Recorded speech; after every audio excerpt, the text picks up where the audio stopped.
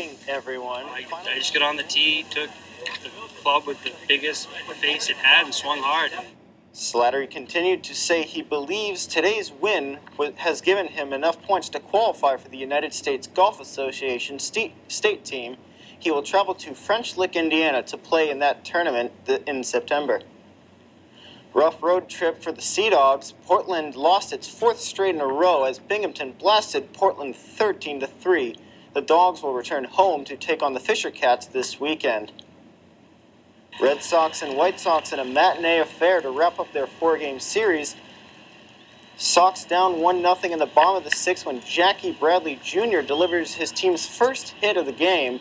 The single to right field scored Stephen Drew, and this one was tied at 1.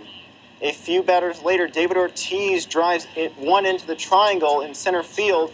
David Ross and Jackie Bradley Jr. both scored, and the Red Sox had the 3-1 lead. John Lester has 12 strikeouts through 7 innings in this one, and at last check, the Red Sox managed to pull it off in the 10th inning with a walk-off win. That's their second straight. They will now travel to Houston to play over the weekend. Good evening, everyone. For football fans, it's the most wonderful time of the year. The preseason has begun in Foxborough, and Patriot Nation was out in full force to check out the team that has made it to the AFC Championship game for the past 2 years. News center Jessica Gagne was among the masses and has more. It's day one of practice here at Patriots training camp at Gillette Stadium. Now, as you know, last year's team made it pretty far, but they couldn't make it to a Super Bowl. But with a new season, it brings new faces and new hope. It's exciting coming up the stairs and seeing. The Pats will play their first preseason game on August 7th against the Redskins and will play their season opener on September 7th at Miami. When the Red Sox came into Toronto on Monday, they were feeling good about themselves. A nice string of wins had Sox Nation excited about a possible second-half run. That didn't last long. Boston was bashed by the Blue Jays and lost 3 out of 4 to Toronto after today's defeat. Top of the second, Jays getting it done with defense. Mike Napoli grounds to the hole at second, but check out the range by Ryan Goins, who makes a sliding stop and throws out Napoli from his knees. Bottom of the second, now Miguel Cabrera goes shopping at the gap in right center field. Ryan Goins scored, and the Blue Jays were up 3-0. Bottom of the third, now Juan Francisco getting it on fun. A 2-run shot off Ruby De La Rosa. Francisco went 3 for 4 with 4 runs driven in this one, and Toronto was pulling away 5-0. Top of the ninth, the Red Sox down 8-0 when news gets even worse. David Ortiz felt a back spasm in the middle of his back on the check swing. He was forced to leave the game. Ortiz said after the game he was sore and he considered himself day-to-day. The Red Sox managed 1 hit as they were blanked 8-0. Boston will head to the Trop for a series with the Rays this weekend. Good evening, everybody.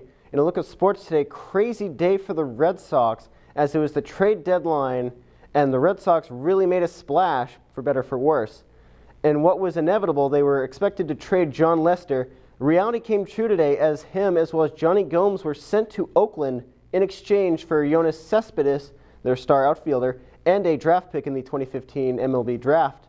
Other names that were dealt today include John Lackey, minor leaguer Corey Luttrell, Andrew Miller, and Stephen Drew, who went to the Yankees in what was the first trade between the Red Sox and the Yankees since 1997.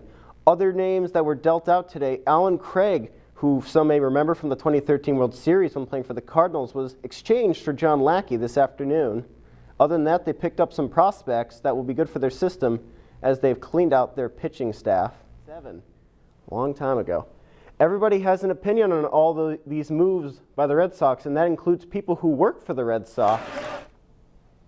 You're like, well, we got rid of some pretty good arms and some good players, and but the crazy part about it was that we got a lot in return. But we all know going into the industry that this is what's going to happen. Coming up to the trade deadline, moves get made, and that's part of the game. So we're prepared. You know, we want to play as hard as we can for the Red Sox, and if that means that we get traded, hey, that's part of the game. You go with it, and you can't do anything about it. We reached out to the News Center viewers on Facebook about the Red Sox big trades, especially John Lester, and asked fans for their reactions, and it was a mixed bag. Gary Trempe said, smart. Maddie Sandblom said, excellent trade. Don Pushard said, heartbreaking. And Edward Lewis said, appalled.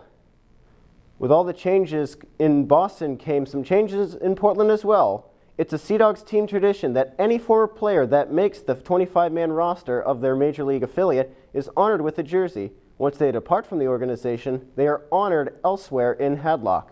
So the John Lester jersey is now gone from the wall. I know, it's very sad indeed. Coaches from all over the state got together in Portland today to talk about the future of football in our state. The National Football Foundation's annual meeting gives the coaches the chance to share experiences in order to strengthen youth, high school, and college programs. The hope is that communication will foster an environment where talented players can thrive and maybe make it to the Division I stage. That's a tough task to achieve, but Maine football head coach Jack Cosgrove is happy to share with his colleagues what makes it what takes to make it. It puts a picture out there for them about Division I football and the competitive nature of it, how practices are run, how intense they can be, and how talented you have to be to really compete at this level. And it really sets a standard for us, and standards are good. The meeting also marks the return of football season in Maine. Coach Cosgrove and the Black Bears begin preseason practice on August 4th and will kick off the year on August 30th against Norfolk State. That's a look at sports. Back to you, Zach. All right, that's all we have for tonight. Thanks for watching News Center. We'll see you next time.